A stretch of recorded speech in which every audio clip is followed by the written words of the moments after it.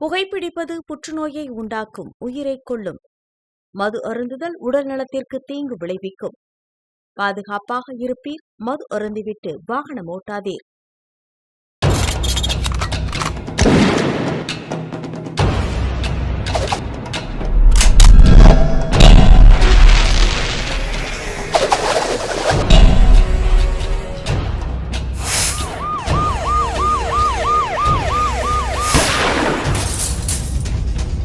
கோப்பியம், உண்மையும் பின்னணியும்.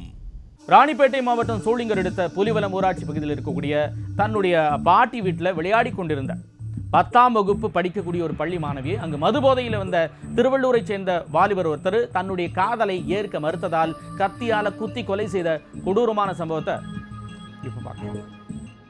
இந்த சமூகத்தில் காதலை மறுக்க ஆணுக்கு மட்டும்தான் உரிமை உள்ளது என்பது போல காதலை மறுக்கும் பெண்கள் ஆண்களால் கொடூரமாக தாக்கப்படுவதும் கொலை செய்யப்படுவதும் தொடர்கதையாகி வரும் நிலையில் ராணிப்பேட்டை மாவட்டம் சோளிங்கர் அடுத்த புலிவலம் கிராமத்தைச் சேர்ந்த ஜெகன் என்பவரது 10ஆம் வகுப்பு படித்து வந்த மகள் பள்ளி விடுமுறை என்பதால் அதே பகுதியில் இருக்கும் தங்களது பாட்டியின் வீட்டின் முன்பு விளையாடி கொண்டிருந்திருக்கிறார். அப்போது அவரது பாட்டி மாடியில் உள்ள தண்ணீர் தொட்டி நிரம்பிவிட்டதா என்று பார்ப்பதற்காக சென்றிருக்கிறார். அந்த நேரத்தில் திடீரென வீட்டிற்குள் கத்தியுடன் புகுந்த மர்ம நபர் வீட்டிற்குள் புகுந்து கதவை தாழ்பால் போட்டிருக்கிறார். பின்னர் யாரும் எதிர்பாராத வகையில் கத்தியால் சரமாரியாக சிறுமி ஜனனி மற்றும் லக்ஷியாவை குத்தியுள்ளார். இதனால் சிறுமிகள் அலறி துடிக்கும் சத்தம் கேட்டு அவரது பாட்டி ஓடி வந்து பார்த்தபோது வீட்டின் உள்ளே கத்தியால் சிறுமிகளை தாக்குவதை பார்த்து அதிர்ச்சியில் உறைந்து ரோட்டிற்கு சென்று அருகில் வசிக்கும் பொதுமக்களை உதவிக்காக அழைத்திருக்கிறார். மூதாட்டியின் அழுகுரல் கேட்டு ஓடி வந்த அக்கம் பக்கத்தினர் கதவை கடப்பாறையால் உடைத்துவிட்டு உள்ளே சென்று பார்த்தபோது சிறுமி ஜனனி ரத்த வெள்ளத்தில் உயிரிழந்து கிடந்திருக்கிறார். மேலும் சிறுமி லக்ஷயா கையில் பலத்த வெட்டுக்காயங்களுடன் துடித்துக் கொண்டிருந்திருக்கிறார். என் பொண்ணு, என் தம்பி பொண்ணு, என் பொண்ணு ரூம்ல இருந்தா மேல மாடி வழியா வந்து உள்ள போதுட்டு கதை சாத்திட்டோம். ஒரே பசங்க கத்துற சத்தம் கேச்சு. நாங்க வெளியில உட்காந்துட்டு இருந்தோம். குடுகுடுன்னு ஓடியாந்தா எங்களால கதவு திறக்க முடியல. அப்புறம் ரெண்டு மூணு வாடி தட்டணும். அப்புறம் என் பொண்ணு மட்டும் வெளில வந்து அம்மா ஒருத்த உள்ள இருக்கு, அம்மா குத்திட்டாமா அண்ணன் குடுகுடுன்னு ஓடியாந்தா. அவளை கூப்பிட்டு இப்படி கதவு திறக்கக்குள்ள திரும்ப கதவு போட்டா.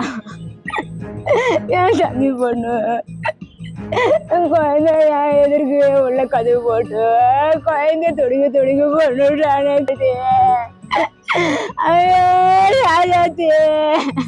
அதே நேரத்தில் இவர்களை தாக்கிய அந்த மர்ம நபர் அங்கிருந்து தப்பிக்க முயன்ற நிலையில் அவனை மடக்கி பிடித்த அக்கம் பக்கத்தினர் சரமாரியாக அடித்து உதைத்து கொண்டபாளையம் போலீசில் ஒப்படைத்தனர்.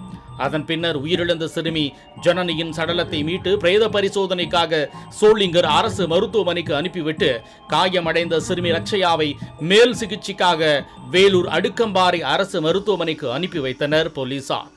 இந்நிலையில் பிடிபட்ட நபரிடம் நடத்திய விசாரணையில் சிறுமியை குத்தி கொன்றவன் திருவள்ளூர் மாவட்டம் கேஜி கண்டிகை பகுதியைச் சேர்ந்த சுப்பிரமணி என்பதும் ஏற்கனவே பலமுறை ஜனனியை காதலிப்பதாக கூறி தொந்தரவு செய்து வந்ததும் இதனை ஜனனி ஏற்க மறுத்த ஆத்திரத்தில் வீட்டில் யாரும் இல்லாததை நோட்டமிட்டு வீட்டிற்குள் புகுந்து கத்தியால் குத்தி கொன்றது தெரிய வந்தது.